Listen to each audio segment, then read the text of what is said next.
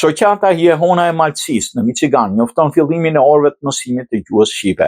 Në frymën e vargjeve të pavdekshme të rilindasit të madh në infrashet Shoqata Jehona e Maltësisë ka nderën dhe kënaqësinë njoftoi fillimin e orarëve mësimore të gjuhës shqipe të zhvillohen në ambientet e shoqatës. Kjo nis për një hap të rëndësishëm në përpjekjet e vazhdueshme për ruajtjen, kultivimin dhe zhvillimin e gjuhës samtare ndër presat e rinj të diasporës shqiptare.